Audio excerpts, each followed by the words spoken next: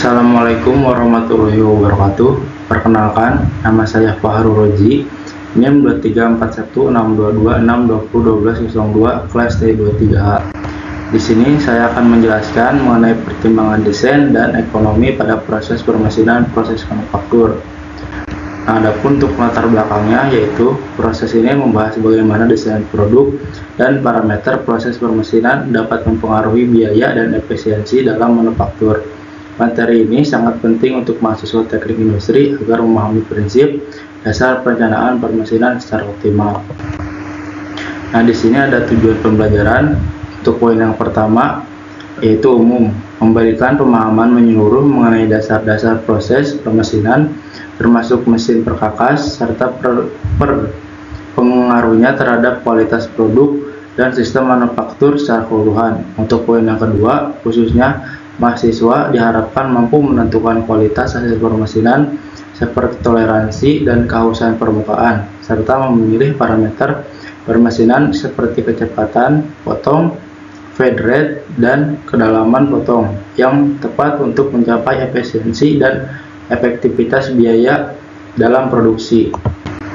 Nah, di sini ada istilah penting untuk poin yang pertama, yaitu machinability, yang dimana kemampuan satu material untuk dipotong secara efisiensi.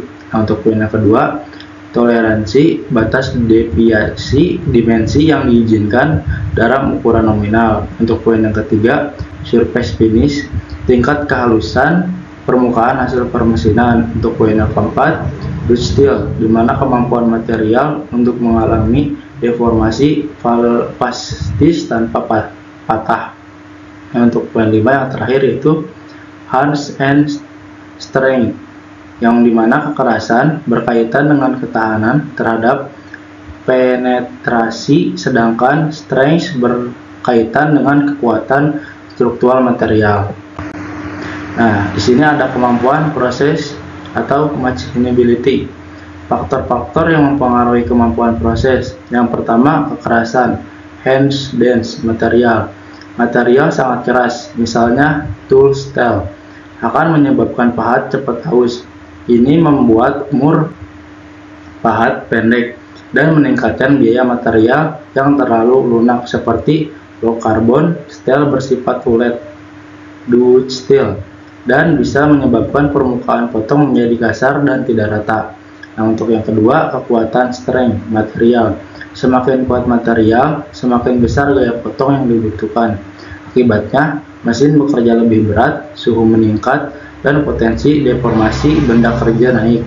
Nah, untuk poin yang ketiga, komposisi kimia. Kandungan karbon tinggi menyebabkan peningkatan kekerasan, dan kekuatan menurunkan manageability. Unsur seperti mangan dan nikel juga meningkatkan kekuatan, membuat material lebih sulit diproses. Nah, di sini ada toleransi dan biaya.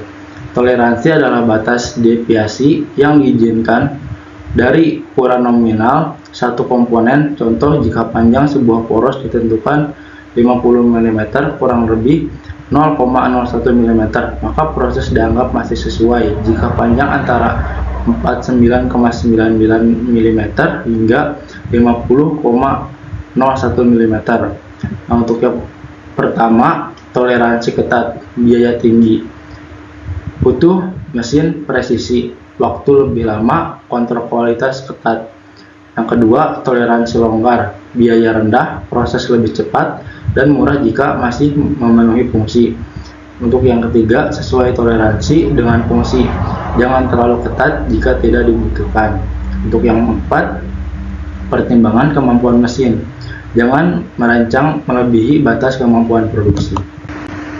Nah, di sini ada kehalusan permukaan. Faktor-faktor yang mempengaruhi kehalusan air permukaan. Untuk yang pertama, yaitu geometri, pahat, radius ujung, dan sudut pemotongan. Untuk yang kedua, material kerja. Material ulet dapat robek, sedangkan material getas dapat retak. Yang ketiga, putaran mesin menyebabkan gelombang pada permukaan.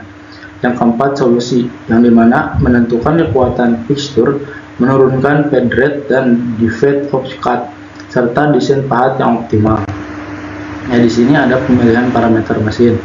Untuk yang pertama, parameter mesin seperti kecepatan, maka dan kedalaman potong harus disesuaikan dengan jenis pahat HSS, karbida, keramik, dan jenis operasi rod head atau finishing. Untuk yang kedua yaitu ada rod head yang dimana untuk pemotongan cepat dan kasar. Yang ketiga ada finishing yaitu untuk hasil akhir yang halus. Untuk yang keempat kecepatan, makan dan potong harus dipilih agar sesuai dengan tujuan proses. Yang selanjutnya yaitu ada optimasi biaya dan produksi. Tujuan dari optimasi ini yaitu mengoptimalkan proses agar waktu produksi singkat dan biaya per unit rendah. Perhitungan melibatkan waktu penanganan, waktu pemotongan, waktu ganti pahat, dan umur pahat. Efisiensi ini tercapai bila proses diantara agar alat tahan lama, waktu singkat, dan kualitas tetap terjaga. Nah, di sini ada cairan pendingin, yang dimana fungsi utamanya itu yang pertama, lumasi daerah pemotongan, khususnya pada kecepatan rendah. Yang kedua, mendinginkan benda kerja dan alat potong pada kecepatan tinggi. Untuk yang ketiga, mengaliri beram dan area potong. Adapun jenis-jenisnya, yang pertama ada strike oils, pelumas baik atau pendingin lemah, subs oils, emulsi air minyak, pelumas dan pendingin, semi-sanity atau sanity fluids, pendingin tinggi. Untuk yang keempat, metode pemberian dibanjiri, disemproti atau dikabutkan. Nah, di sini ada tips desain produk. Yang pertama, rancangan produk. Untuk meminimalkan proses pemesinan, gunakan casting, forging, atau molding. Untuk yang kedua, hindari desain rumit yang membutuhkan banyak setup atau proses tambahan seperti undercut. Untuk yang ketiga, gunakan ukuran standar dan material dengan matchability tinggi. Untuk yang keempat, pastikan bentuk komponen kemungkinan penjepitnya yang stabil saat permesinan. Untuk yang kelima, hindari lubang dalam sudut tajam untuk mempermudah proses dan mengurangi kehalusan alat. Nah, mungkin itu saja yang bisa saya jelaskan. Kurang lebihnya mohon maaf bila ada salah kata dalam penyampaian. Saya tutupkan. Bila taufiq wal hidayah. Wassalamualaikum warahmatullahi wabarakatuh.